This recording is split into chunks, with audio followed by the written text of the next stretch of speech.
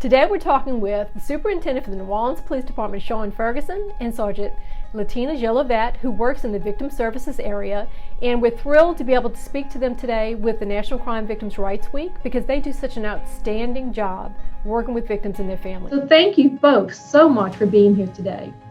And I guess, Superintendent, I'd love you to talk about what does Victims' Rights Week mean to you in NOPD?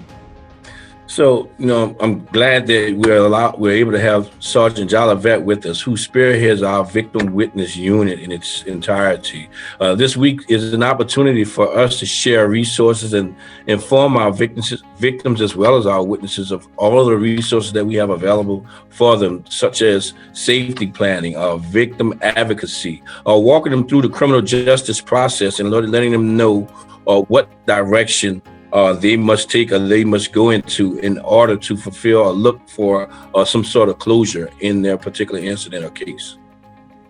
Which is incredibly important. I mean, I know when families call Crime Stoppers, that's the type of questions they have is like, how do I engage with the detective? Where do we stand with getting information back from the detective? So having the resource there like you're doing is incredible.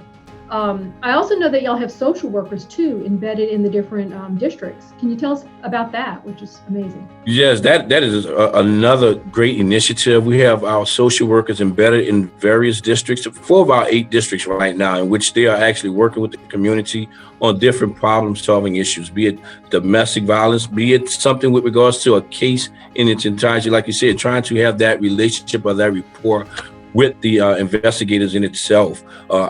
Again, Sergeant Jolivett, and what she has been very instrumental in doing is being creative in ideas in which we could be more collaborative or more of a support mechanism to our victims and witnesses.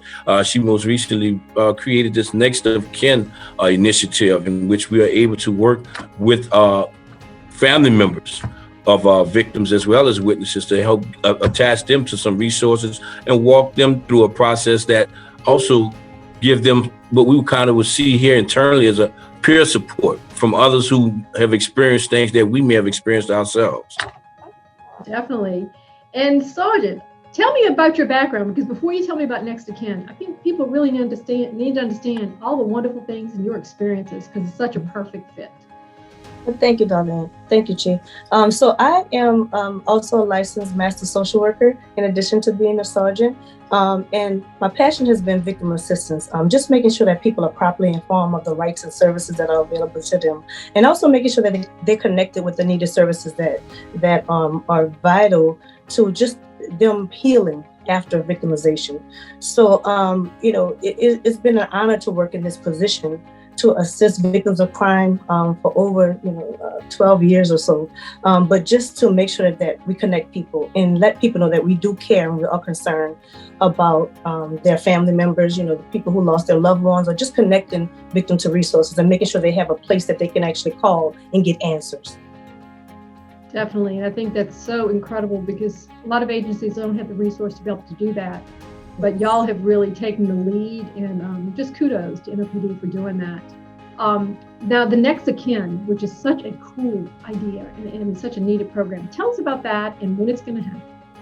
Okay, so the Next of Kin event is an event that we hold, and we try to do it quarterly, but the whole purpose of the event is to connect families with the detectives who's lost their loved ones. So for the most part, families want information. They want an update on the case. So in that respect, we invite families to this event.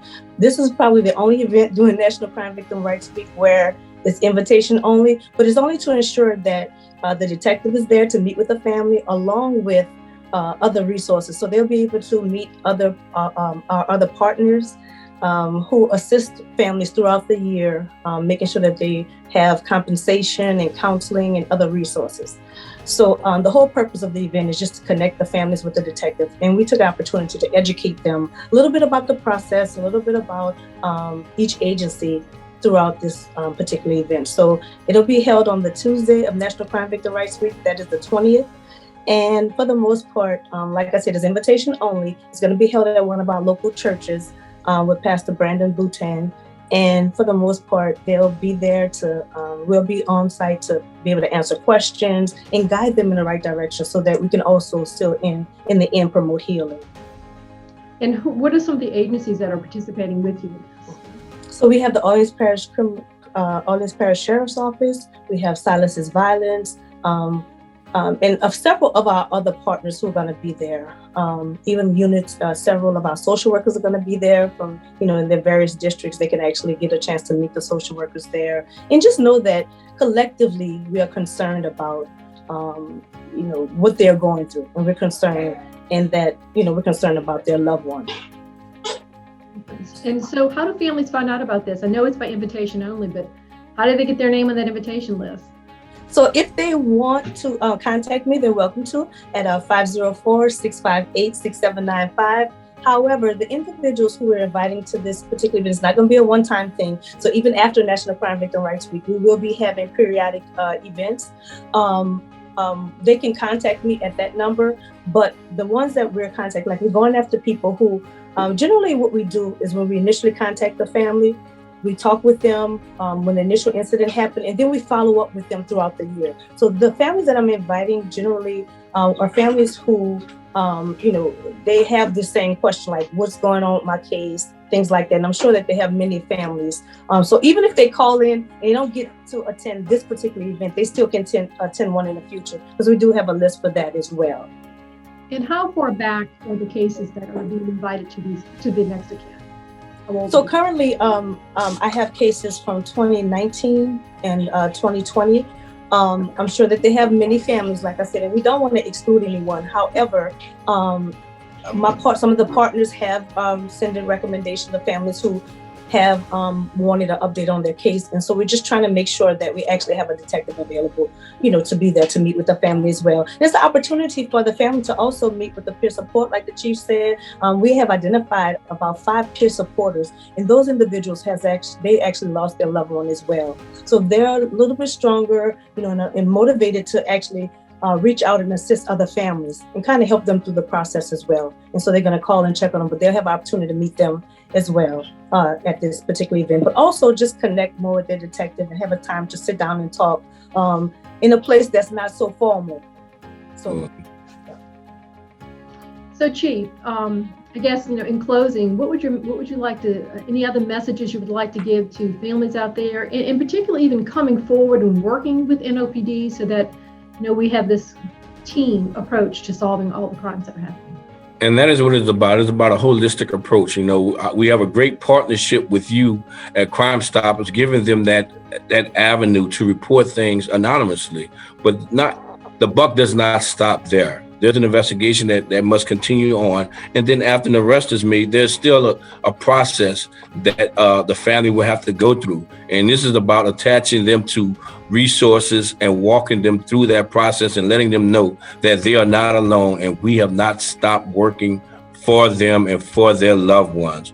And that partnership with you and the partnership with the community is what make our city that much better.